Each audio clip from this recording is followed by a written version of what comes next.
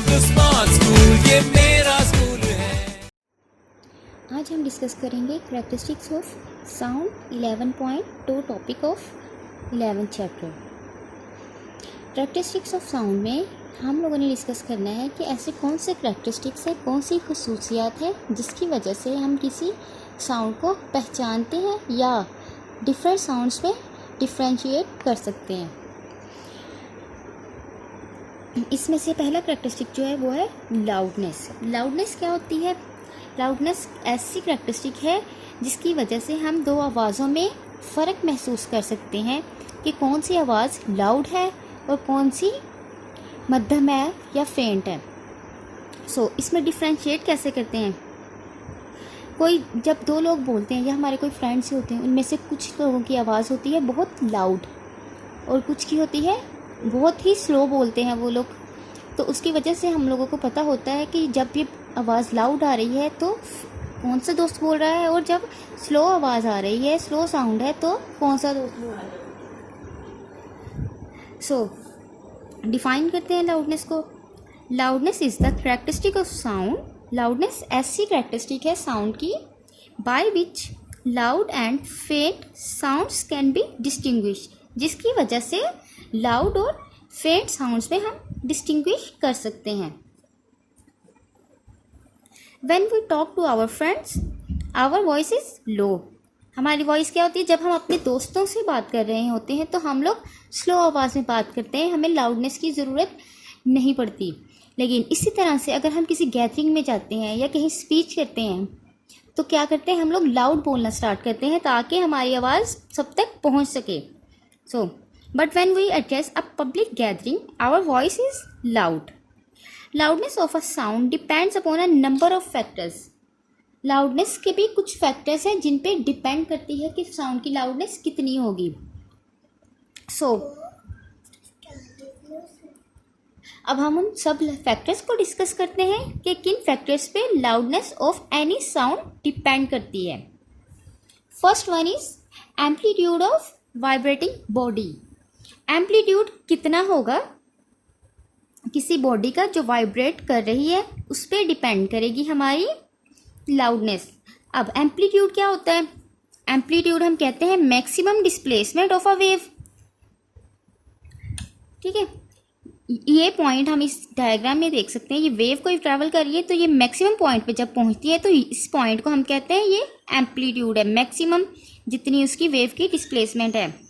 यहाँ पे इस चीज़ों को हम एम्पलीट्यूड में नहीं कंसीडर करते, सिर्फ ये पॉइंट हमारा एम्पलीट्यूड आता है। एम्पलीट्यूड पे किस तरह से डिपेंड करेगी लाउडनेस? डायरेक्टली डिपेंड करती है एम्पलीट्यूड पे। जितना ज़्यादा किसी वॉइस का एम्पलीट्यूड होगा उतनी ही ज़्यादा उसकी लाउडनेस होगी। अगर हम किसी गिटार की वायर को प्लग करते हैं तो हमें कितनी आवाज़ सुनाई देगी? लाइटली आवाज़, स्लो आवाज़ होगी उसकी, बहुत ज़्यादा तो लाउडनेस क्रिएट नहीं होगी। लेकिन अगर हम एक ड्रम के ऊपर एक हैमर से फोर्स लगाते हैं तो क्या होगा? बहुत ज़्यादा लाउड आवाज़ प्रोड्यूस होगी, क्योंकि जो गिटार को हम लोगों ने प्लग किया था उसकी वायर को, उसकी वजह से जो साउंड प्रोड्यूस हुआ उसमें एम्पलीट्यूड उस वेव्स का कम था, और जो ड्रम के ऊपर हमने बीट किया तो उसकी वजह से जो एम्पलीट्यूड क्रिएट हुआ वेव्स का वो हायर एम्पलीट्यूड था। We can differentiate any two bodies sound by amplitude of the vibrating body. The next one is area of vibrating body. अब एरिया पे किस तरह से डिपेंड करती है लाउडनेस किसी बॉडी की? ये भी एरिया पे भी डायरेक्टली डिपेंड करती है। किसी बॉडी का एरिया जितना ज़्यादा होगा, जितना बड़ा होगा, उतना ही वो साउंड ज़्यादा क्रिएट करेगा।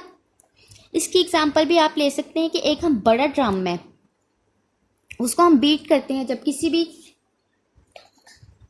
भी हैमर के साथ या स्टिक के साथ, तो हमारे पास बहुत ज़्यादा लाउड आवाज़ या साउंड पैदा होता है। लेकिन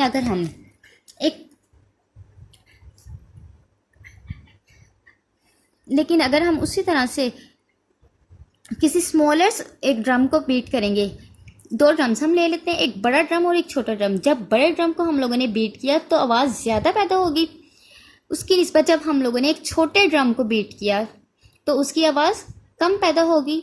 इसका मतलब ये है कि जब एरिया ज़्यादा होगा तो लाउडनेस ज़्यादा होगी और एरिया कम होगा तो लाउडनेस कम होगी। उसके बाद थर्ड चीज़ जो आ जाती है वो है distance from the vibrating body. Distance जितना होगा वाइब्रेटिंग बॉडी का लिसनर से उतनी ही हमें लाउडनेस उसकी कम महसूस होगी। अब इसकी एग्जांपल आप ले सकते हैं, एक स्पीकर पड़ा है कहीं पे जिसमें कोई भी ऐलान हो रहा है या अनाउंसमेंट हो रही, कुछ भी कह सकते हैं आप, या आप मस्जिद के पास खड़े होते हैं। अक्सर हम लोग मस्जिद से गुजरते हैं तो मस्जिद के पास खड़े हों तो आप लोगों को अजान की आवाज़ बहुत ज़्यादा लाउड सुनाई देती है, लेकिन जैसे ही आप मस्जिद से दूर जाते जाएं या अपने घर की तरफ जाते जाएं तो वो आवाज़ कम होती जाती है।